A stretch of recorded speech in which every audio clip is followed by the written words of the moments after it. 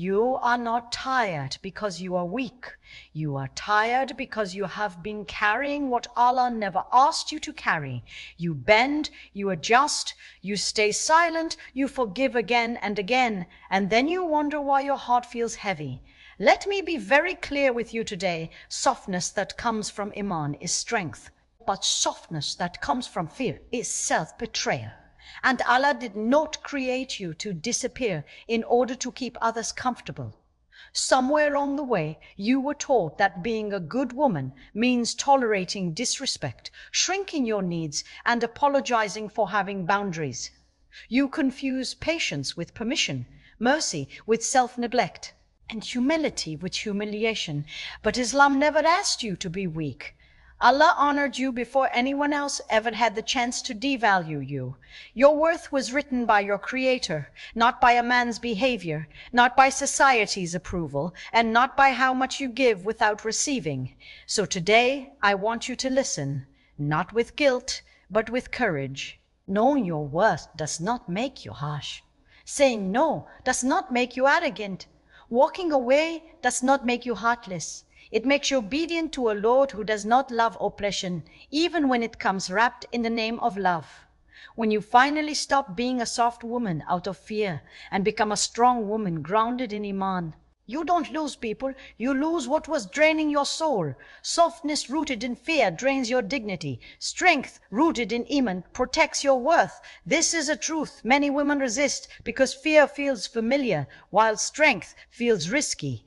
Fear-based softness teaches you to stay quiet when your soul is screaming, to smile when your heart is breaking, to accept what hurts you because you are afraid of losing people, approval, or a sense of belonging. It convinces you that endurance equals virtue, that tolerance equals righteousness, and that silence equals wisdom. But when softness is born from fear, it slowly erodes your dignity. You begin to abandon yourself piece by piece, not because Allah asked you to, but because you are afraid of consequences that may never even come. Fear-based softness often disguises itself as patience. You tell yourself you are being patient for the sake of Allah, but deep inside, you know it is fear that is keeping you still. Fear of confrontation, fear of rejection, fear of being labeled difficult, ungrateful, or selfish. Fear of being alone.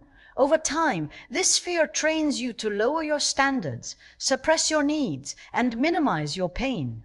You start believing that your discomfort is the price you must pay to keep peace. But peace that requires self-erasure is not peace, it is quiet suffering.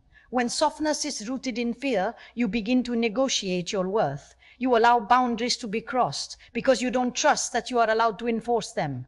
You tolerate disrespect because you fear that demanding respect will cost you love. You overgive because you fear that if you stop, people will leave. And slowly, without realizing it, you start living a life where your value is measured by how useful, agreeable, and accommodating you are to others. This is not humility, this is self-abandonment. Iman-based strength, on the other hand, is very different. It does not shout. It does not need to prove itself. It does not come from ego or pride. It comes from deep certainty in Allah. A woman grounded in Iman knows that her worth is not fragile. It does not increase when people approve of her, and it does not decrease when they are displeased. She understands that dignity is an amanah from Allah, not a favor granted by people. Because of this, she can be gentle without being weak and firm without being cruel. Strength, rooted in Iman, allows you to say no without guilt. Not because you lack compassion, but because you understand responsibility. You know that Allah will not ask you why you protected your heart, but He will ask you why you allowed oppression to continue when you had the ability to stop it. You realize that being kind does not mean being available to be harmed.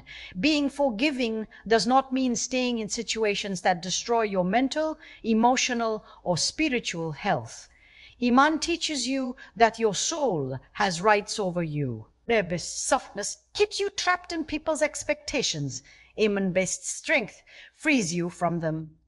When your strength comes from Iman, you no longer make decisions based on how others might react. You make decisions based on what pleases Allah and preserves your integrity. This kind of strength does not rush to explain itself. It does not chase validation. It does not beg to be understood. It trusts that Allah sees, even when people misunderstand. Many women believe that strength will make them hard, unloving, or cold. But strength rooted in Iman actually makes you more compassionate because it comes from wholeness, not depletion. When you are no longer operating from fear, you give from choice, not obligation. You love without losing yourself. You help without resenting. You serve without burning out. Your softness becomes intentional, not forced. Fear-based softness teaches you to endure pain silently. Iman-based strength teaches you to seek justice with wisdom. Islam never glorified humiliation. It never praised silent suffering at the expense of dignity. Our faith teaches patience, yes, but patience is not passive acceptance of harm.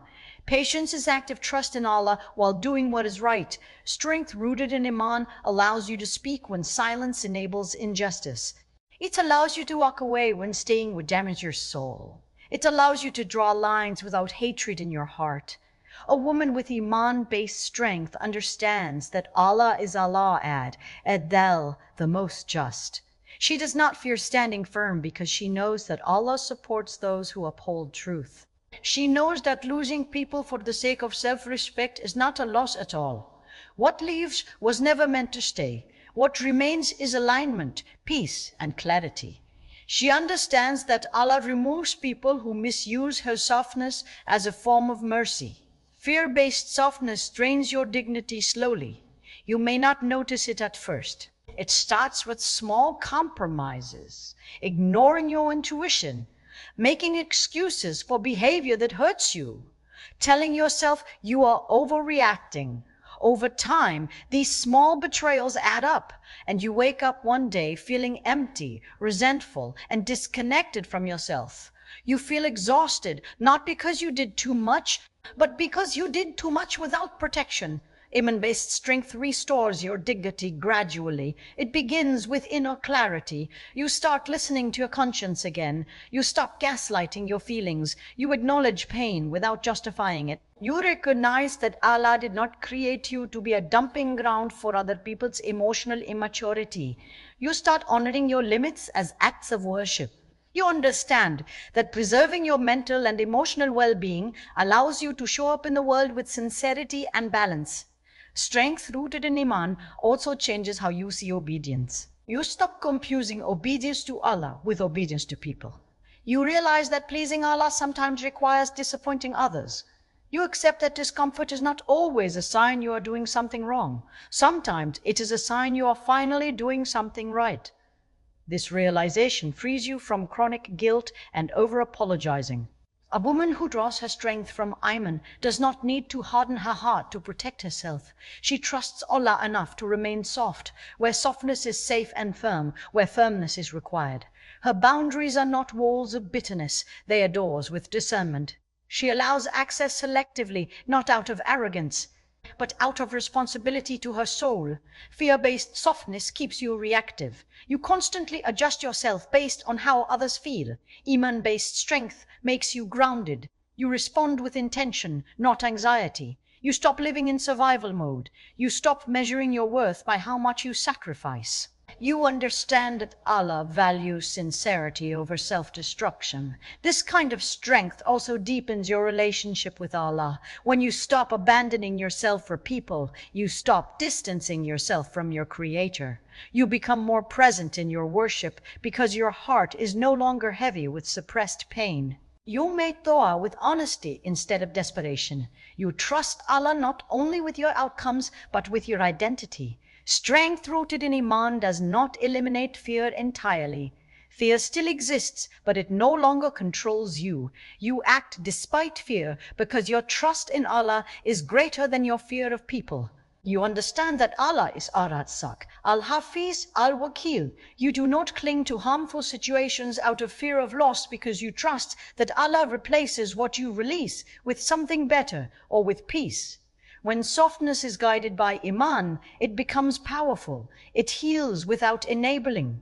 It forgives without forgetting wisdom. It loves without self-neglect. It reflects the balance that Islam teaches between mercy and justice, between gentleness and firmness, between humility and honor. This balance is what protects your worth. A woman grounded in Iman does not ask permission to be respected. She does not perform pain to prove her goodness. She understands that Allah did not create her to be consumed by others. Her dignity is not negotiable because it is not hers to give away. It belongs to Allah. Fear-based softness makes you small so others can feel big.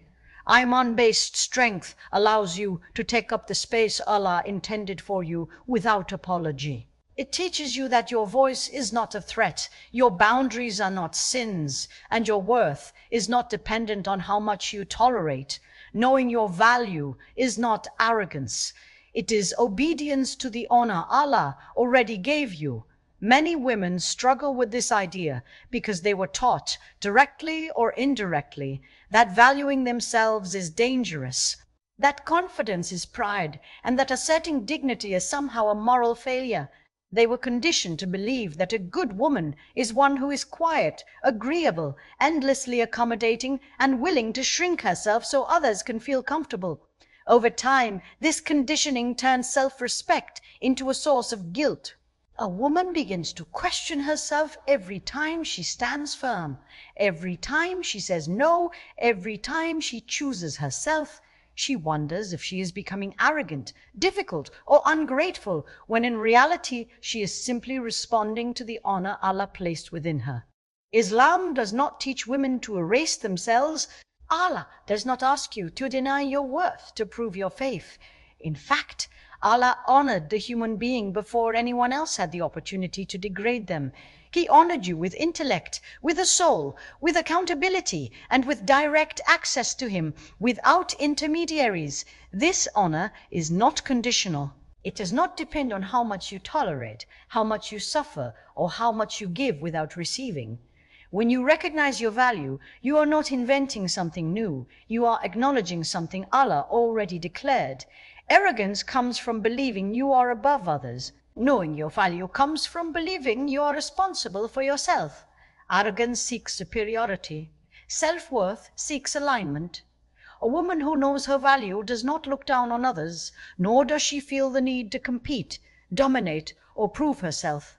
She simply refuses to participate in situations that require her humiliation. She refuses to bargain her dignity for approval. This is not pride, this is obedience. Allah does not love oppression, and that includes self-oppression.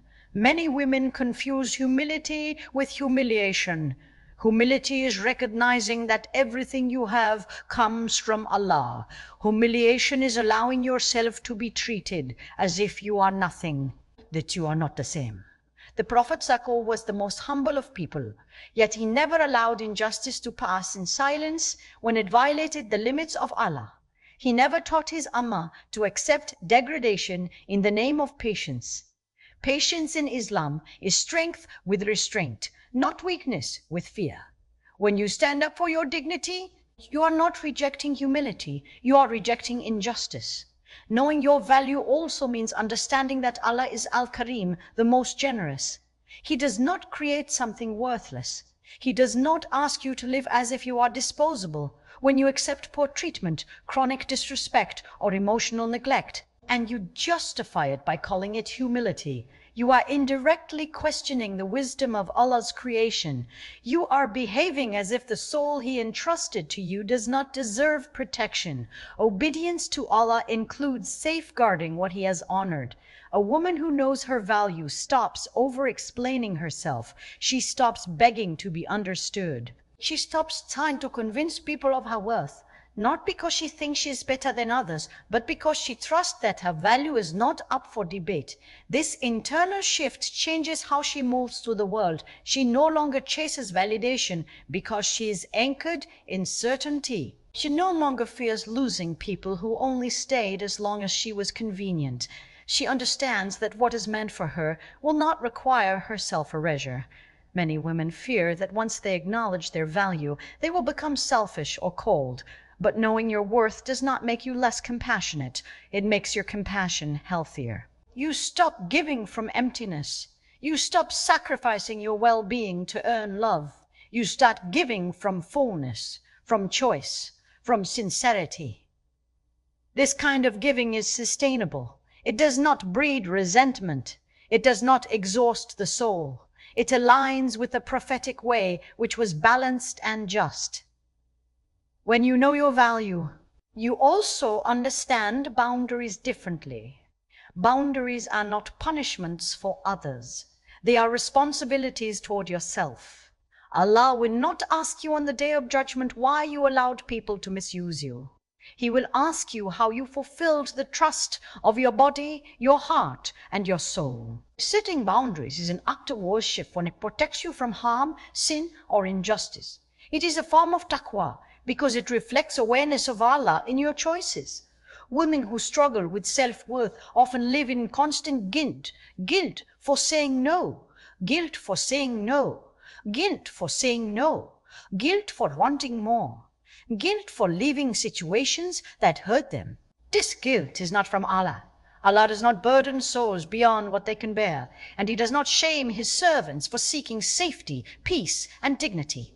When you know your value, you begin to differentiate between guilt that calls you back to Allah and guilt that keeps you trapped in unhealthy patterns.